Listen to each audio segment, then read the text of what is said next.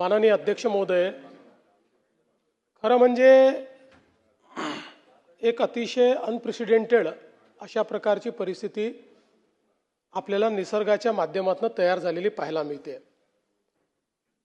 सभागृहामध्ये काही गोष्टी या ठिकाणी विरोधी पक्षांनी उपस्थित केल्या, त्याचं गांभीर्य आहेच, त्या गंभीर नाही असं मी बिलकुल म्हणणार नाही।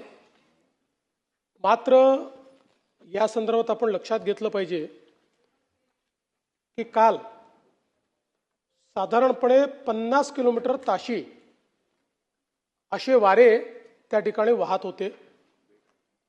आणि आपण जर मुंबईमध्ये बघितलं, ॲव्हरेज दरवर्षी 800 झाडं पडतात। प्रत्येक मॉन्सूनमध्ये मुंबईमध्ये 800 झाडं पडतात। काल एका दिवसामध्ये 350 झाडं पडली आहेत। आणि आजचा दिवस हा त्याहीपेक्षा गंभीर आहे। म्हणूनच आज आपण सगळीकडे वर्क फ्रॉम होमचे त्या ठिकाणी विनंती केली आहे शाळा कॉलेजेसला, कारण आज लेट दुपारनंतर 70 ते 90 ताशी वेगाने वारे वाहणार आहेत। आता ज्या काही घटना घडलेल्या आहेत त्या दुःखदायी आहेतच, पण कालची जी इमारत पडली ही पूर्णपणे बेकायदेशीर होती। आणि या ठिकाणी ही बेकायदेशीर इमारत पडल्यामुळे त्या इमारतीतले लोक नाही, ज्या झोपडीवर किंवा ज्या छोट्या याच्यावरती पडली त्यातले लोक त्या ठिकाणी मेलेले आहेत। त्यामुळे मला असं वाटतं की या सगळ्या घटना गंभीर आहेत। आज आपण पाहू शकतो मुंबई पुण्याचा जो रोड आहे त्याच्यावर दरड कोसळलेली आहे। त्यामुळे हे जे काही इव्हेंट्स आहेत, हे इव्हेंट्स आज निसर्गाचं जे काही चक्र बदललेलं आहे त्याच्यातले इव्हेंट्स आहेत। असं नाही आहे की या संदर्भात कुठली तयारी नाही करण्यात आली, तयारी केली, त्याच्यापेक्षा विपरीत इव्हेंट्स होत आहेत। पण निश्चितपणे संपूर्ण महानगरपालिका असेल, डिझास्टर मॅनेजमेंटची संपूर्ण यंत्रणा असेल, अशा सगळ्या यंत्रणा पूर्णपणे त्या ठिकाणी रस्त्यावर आहेत, त्याचा सामना करतात। आज आपण बघितलं असेल, जसं कनेक्टिंग रिंग पाशी दरड कोसळली, इमिजिएटली ट्रॅफिक बंद करण्यात आला, डायव्हर्ट करण्यात आला।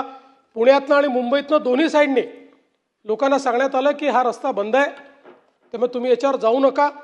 आज आपल्याला अडकलेले लोक खूप आहेत बाबा, अशी परिस्थिती त्या ठिकाणी दिसत नाही, कारण अलर्ट मोडवर आपण आहोत। अर्थात काही लोक निश्चित अडकलेले आहेत, जे मध्ये होते त्यांनाही परत फिरून कसं जाता येईल याची व्यवस्था केली आहे। या दरडी काही कोसळल्यामुळे रस्त्यामध्ये पाणी इतकं साठलेलं आहे की त्या ठिकाणी मदत करून त्या छोट्या गाड्या बाहेर काढाव्या लागतात, तेही काढण्याचं काम हे चाललेलं आहे। मला असं वाटतं की आजचाही दिवस हा अत्यंत महत्त्वाचा आहे।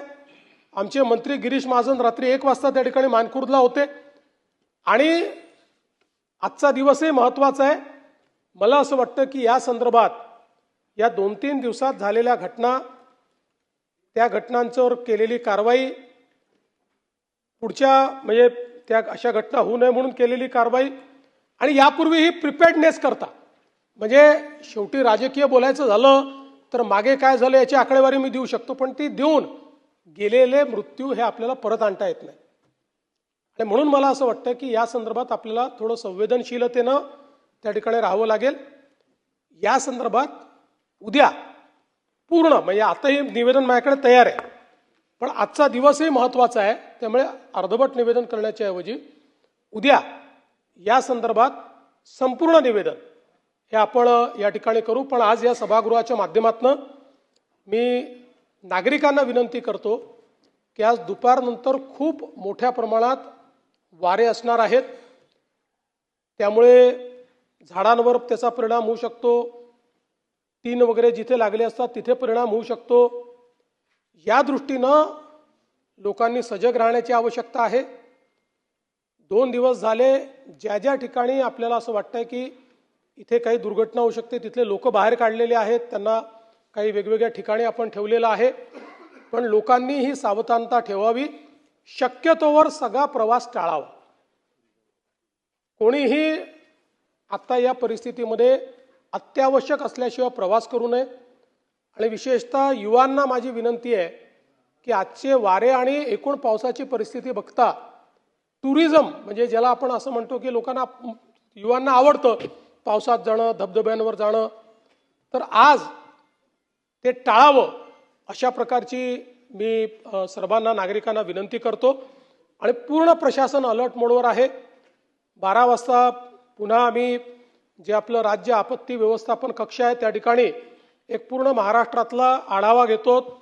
सगळ्यांना अलर्ट मोडवर ठेवण्याचं काम त्या ठिकाणी आम्ही करतो आणि मी विश्वास देतो की यंत्रणा कुठेही कमी पडणार नाही.